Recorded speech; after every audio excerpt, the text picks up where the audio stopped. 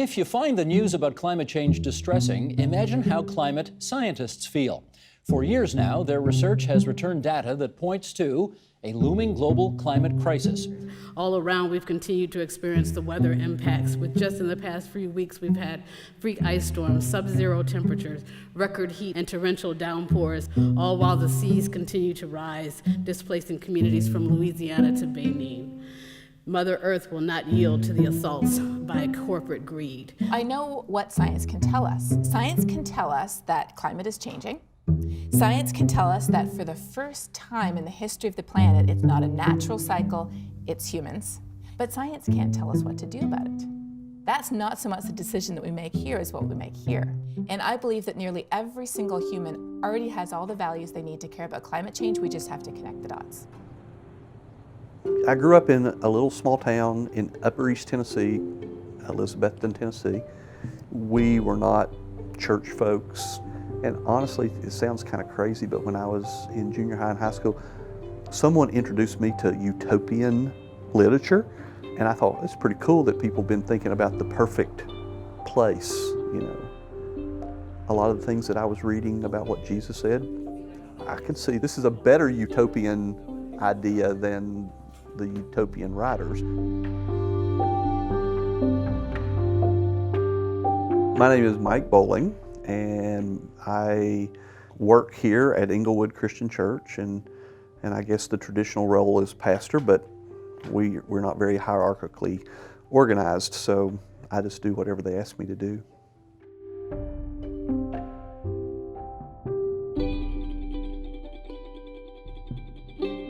We moved here in June of, '93 or something like that.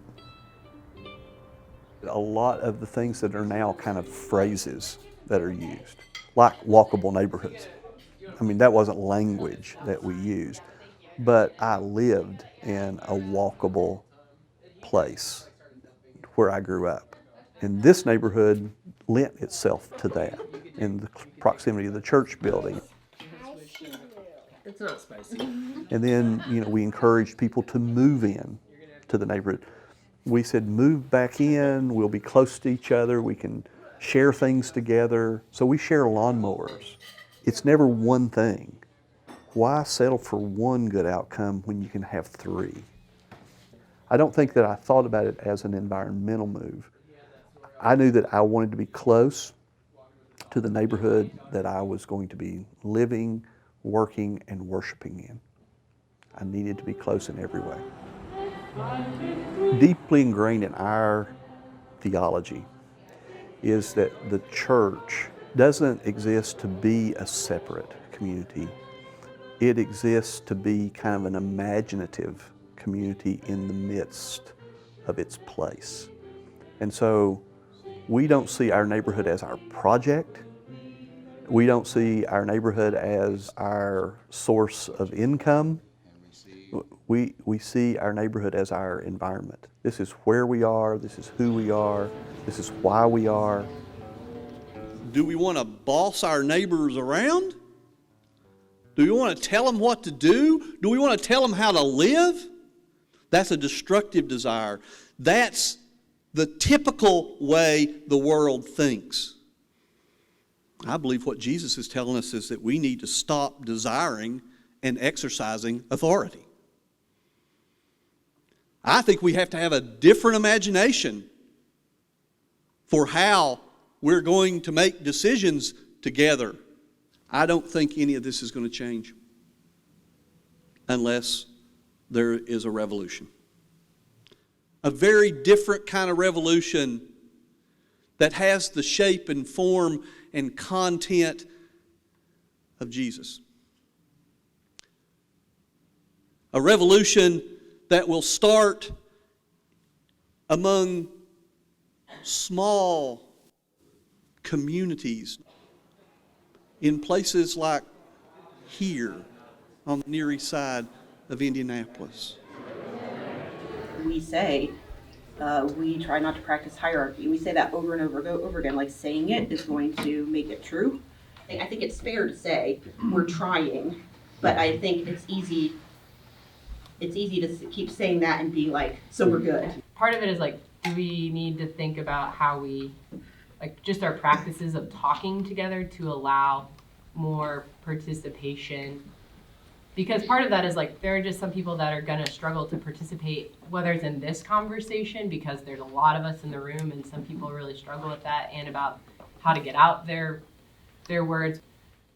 I knew that I needed to come here and just be here for a year and ask a lot of questions and learn the place, learn the neighborhood, learn the church. And the first year was trying to convince the leadership that the people they'd pushed to the margins really could make valuable contributions. And those people were all folks who had either grown up here or had been here for a long time. And so we kind of all found ourselves and we started asking some really hard questions about what does it really mean to love each other. We had elderly people that had been here their whole lives and they were living in some pretty bad circumstances.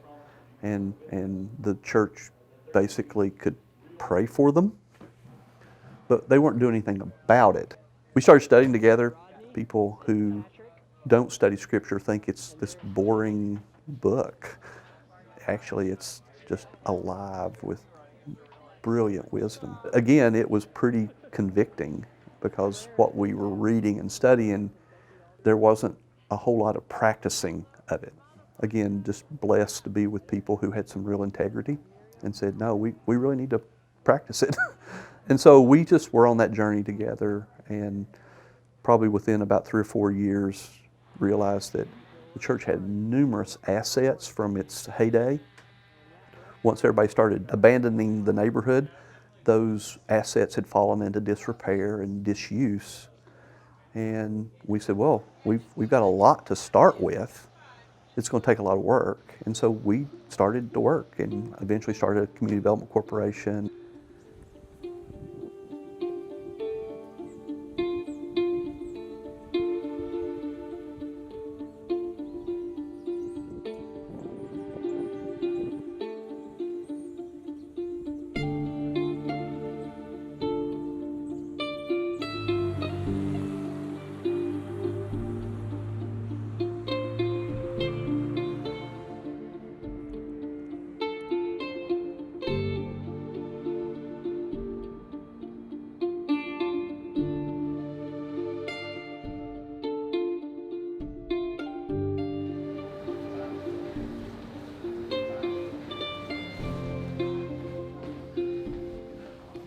I would say for a lot of us around Englewood, kind of creation care things were never particularly kind of a part of the church's history or kind of what was taught here much. I think we had the good fortune of at some point kind of being turned on to Wendell Berry. This book was particularly important, and there's an essay in this book that we read together. We read most of this book together, but I remember vividly reading one essay in that book just about the ways that Christianity was very much culpable in the destruction of creation. If we love God, why would we fling His good gifts back in His face? Why would we desecrate the world that He proclaimed good, the world that He proclaimed very good? That goes against the very foundations of our faith. It wasn't to sort of embody different environmental practices. And this is the best part of Wendell Berry. Like, he writes about real communities being real communities, family relationships, economy, good work, good practices of responsibility toward creation, etc. And so it's an unbroken whole and not kind of disparate pieces that you can kind of pick and choose from. My name is Joe Bowling. My official title at Englewood Community Development Corporation is Executive Director. I've not had that title for very long now, and I don't even like to say it out loud, to be very honest. We don't really put a lot of stock in titles around Englewood. Yeah, this is a really good one. That's got a picture of the trolleys, and then they had a bus also that had...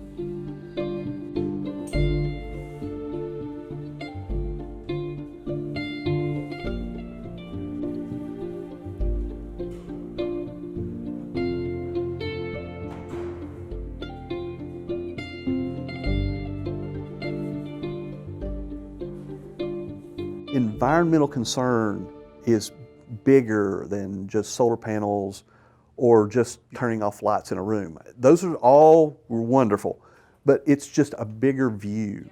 It's using the resources that you have well first. This building is a big space. Fill it up, use it. Don't have a building sitting here. Churches mostly use their buildings just on Sundays because they think like, well, if we have all of our lights off the rest of the week and no one comes in, then we're not using any energy. False. That's not true. So I love that ECC and ECDC and Daystar and Mano de Amistad and everybody here, everybody's utilizing the building all the time. And that's the most sustainable practice you can have. My name is Ruby Mallers, and I'm a full-time student at IUPUI. My title is Resiliency Ambassador, so it's a collaboration between the Office of Sustainability Downtown and the Great Places 2020 initiative. But I'm not technically ECDC staff, but I am considered part of the team, and I'm sure I could find funding to continue working here if I wanted to.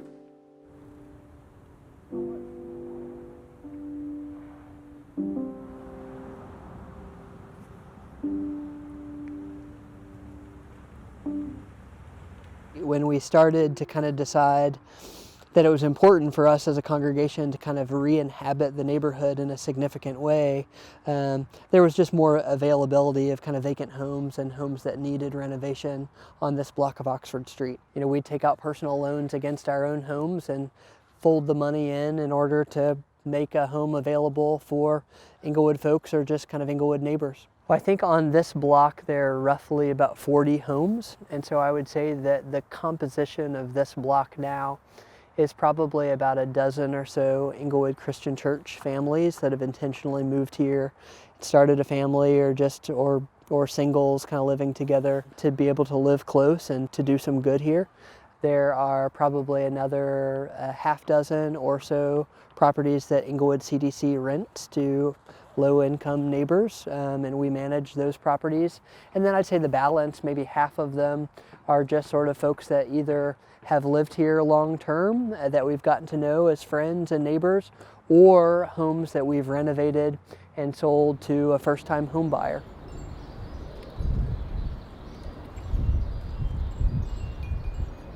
I moved to Englewood 2 years ago in hopes of finding a communal living space and people who love being together. Oh no, this is the last box. We get all of our eggs free from Shepherd Community. This like school where Len works, because they get extra eggs, so we get like 14 dozen eggs at a time and go through them in like maybe 3 weeks. So quite honestly, I was not having a good freshman year, and I am friends with Libby Bowling, who I live with, who is Joe's daughter. And I knew that there was a room open in our house, which we call the Blue House. And I just kind of asked to move in, quite honestly. And I said it would be for 1 semester while I like get back up on my feet and figure out what I'm doing. And a year and a half later, I'm still here. All right. Love you. Have fun. Bye. There are 7 people at our house. Benjamin and Stephanie live across the hall. They're married and they own this house. All 7 of us are somehow intertwined in Englewood, whether that be like working part-time, working full-time, or going to church. And we live probably about 90 seconds door to door from Englewood to our house.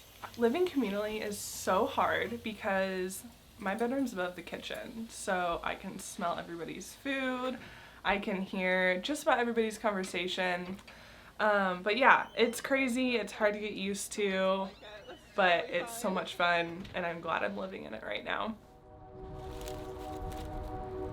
Oh no! There are lots of smaller projects. I mean, they're big projects, but besides the project and work of living communally, solar panels are really important, and having green spaces like the Nature Play Space Garden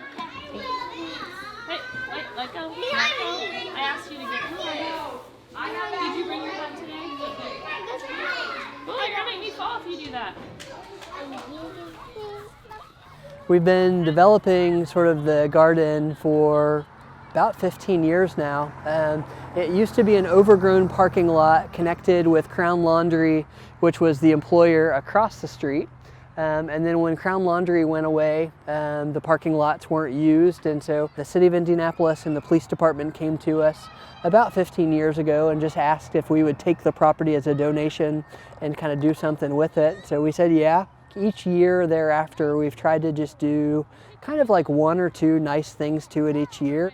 It's probably gotten the most use as kind of a nature play space for Daystar childcare. The kids have kind of, each of their classes sometimes will adopt a garden bed and they'll work on that. And we've done different things each year where, you know, the kids will help prepare a meal that they harvest out of the garden as kind of a vegetable soup for their parents, and that's always really precious.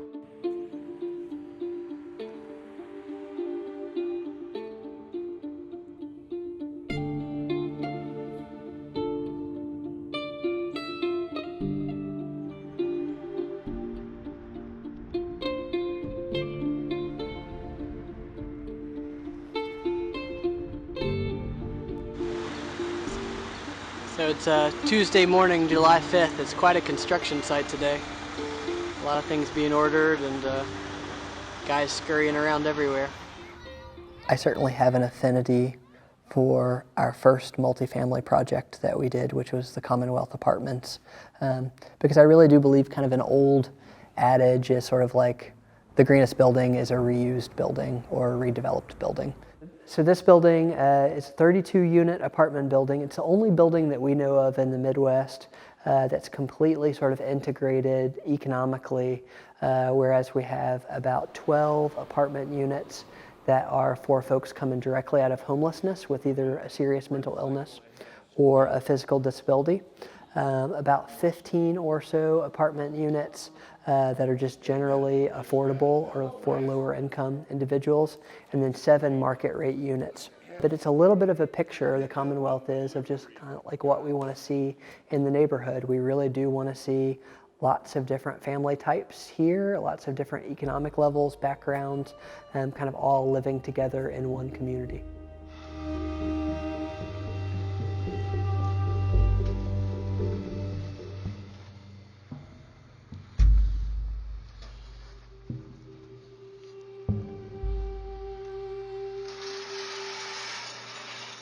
The Oxford Place Senior Apartments building that we've done is probably the project that probably has garnered the most attention from a kind of climate change or creation care kind of standpoint. You know, that was designed as a net energy positive building, and it's been a roller coaster ride. The number of panels was pretty much based on what do we need to get to net zero, and then once they'd maxed out everything on the roof, the next sort of spillover were these sort of on the side, and then the covered solar canopy in the parking lot.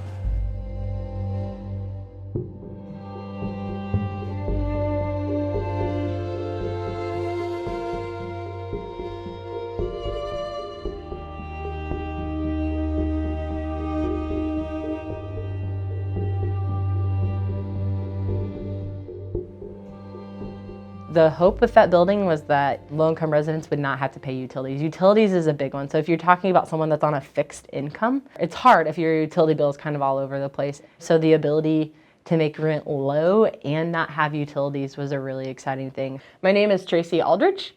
I am Director of Property Management with Englewood Community Development Corporation. For like a building like this, there was input from the neighbors, and most people aren't going to say, no, I hate solar power. People are going to take what's affordable. And yes, like a more sustainable neighborhood will impact their quality of life in incredible ways, but they right now like can't see that because, you know, they're trying to work and pay their rent, and like that's what they're thinking about. And the other thing is, so we've had issues with like hot water just because of the design, and so neighbors have not had hot water. The solar hot water heating was a really good idea, and I think there are really good solar hot water heating systems out there. But something about the installation or the materials used on this building has not gone right. And so it's probably been our biggest challenge with this building is constantly the hot water kind of going out, and residents, they don't like that.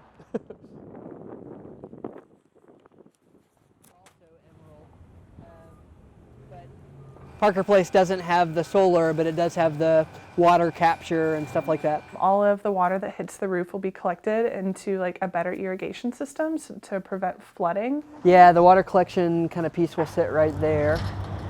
Getting it done. Again, I think with us though, you're always a little hesitant to just talk about it as revitalization, because it's really more than that, and it's not exactly revitalization just for the sake of things being nicer, higher values, etc. It's really just trying to become a healthier community for everyone. March 21st, an Evangelical Environmental Network luncheon here at Englewood. And their goal for this is to gather church leaders from around the Indianapolis area to come and brainstorm ideas, hear what other folks are doing, learn about some of the things that EEN does. So sometimes Englewood identifies themselves as evangelical, sometimes we don't. We don't like to fit into categories very well. But this is one of those times where we felt like it would be an appropriate time for us to identify that way, because we do believe strongly in both evangelism and creation care.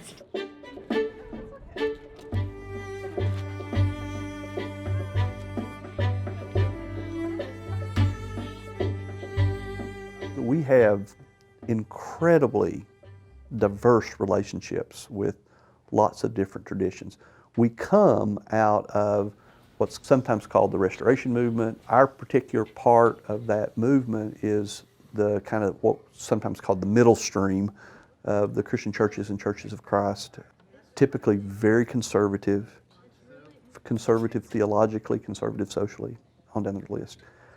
And we're on the very outside fringe of that. We maintain that relationship because we think, being connected to where you come from is a good thing. But then we've got lots of progressive friends, and we've got lots of really super conservative friends. It's great to be with you. Thank you for taking time out of your afternoon to do this. We believe it's part of our salvation, that our salvation isn't just saving souls, but also how do we come and save the environment and be good stewards of the earth that God has given to us. And Indiana is one of those states that we think are primed to move, where there's a strong church presence, where there's a lot of progress to be made policy-wise, and where we think we can help mobilize the church to reach that tipping point. We're going to have Joe come up and share what Englewood is doing. Part of this too is learning from others. And then hopefully this can maybe give some ideas or affirm some things that you're thinking about or maybe you're already doing. And that's it. Thanks for letting me recycle a PowerPoint. Feels good when you can get like 2 uses out of it. Again, I know that is a lot, and that's like 20 years of work for a lot of people. You say, this is 20 years worth of work. Totally hear that. What I want to hear is, how did you go from not having a CDC to having one? like what's that 2-year timeline look like? People love new things, and it's new, it's shiny, it's fun. Yeah. And so we've worked with probably 8 or 9 different churches that have started a community development corporation. I would say that probably only a couple of those are still in operation. We are asset-based community development people. There's plenty of literature on that for anybody to read. It makes a big difference between believing that God's given you what you need to be faithful in your place, or not believing that. It's those ecclesiological issues, pastoral issues, that are the difference. This church is the same size as our church. Okay, let's get our imaginations going. And then to start those conversations of okay, our imaginations have been spurred and we've got some initial energy, but let's have the conversation about both ecclesiology. Let's have a conversation about what it takes to have longevity of ministry. Yeah, but I'm just sitting here going if I could get 6, my 12 leaders in a room like this and have a conversation, that would be huge. Anytime you'd want to do that. We love those conversations with other congregations for sure. We are here today with a very simple message. Pro-life, evangelical Christians across the state of Indiana want to see bold leadership from the governor and the state legislature on clean energy policy.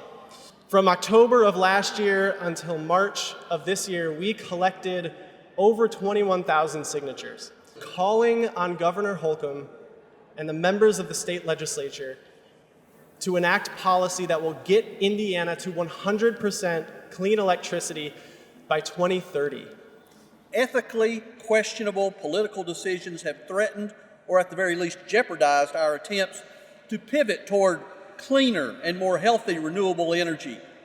These are sources provided by a loving and caring Creator in abundance.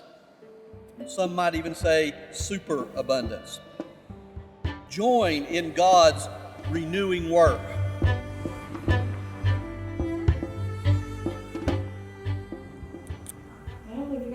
We can talk about sections of the LOI, we can talk about big picture ideas, we can talk about partners. Where do you guys want to start? Can we talk about just big picture ideas?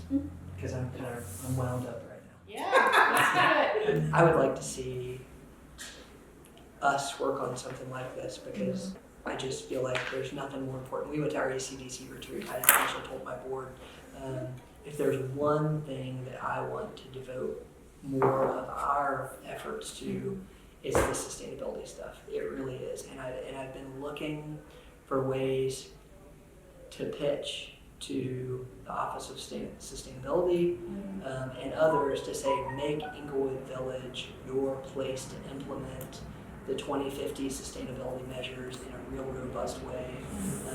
And I've just not found the right, essentially, grant opportunity to be able to do that. So, I mean, we could call this like a Near Eastside Climate Action Plan. That map gives me an idea because this thing clearly says proposals that seek to serve only one neighborhood or a small set of neighborhoods without an evident pathway for impact beyond those boundaries or what they're not looking for. So it makes me nervous about serving one neighborhood, but if we piloted it well in this neighborhood, that makes a good case for, let's say, expansion to the great places. If you have a demonstration neighborhood that is implementing these changes, that has policy ramifications, then you are addressing that problem. By addressing it at the micro level in a real neighborhood, one that is pretty diverse economically. I think Englewood Village could be one of those places where you're able to implement some of those things very, very granular in some ways that you may not be able to do quite. Sort of building on the work Englewood's already done. I know a lot of the climate change stuff sometimes, I think, almost overemphasizes renewable energy, and it probably doesn't emphasize enough alternative modes of transportation, bus rapid transit, increased, bus frequency, walkability, etc. Like those are going to be nuts and bolts part of living on the Near East Side over the next several years.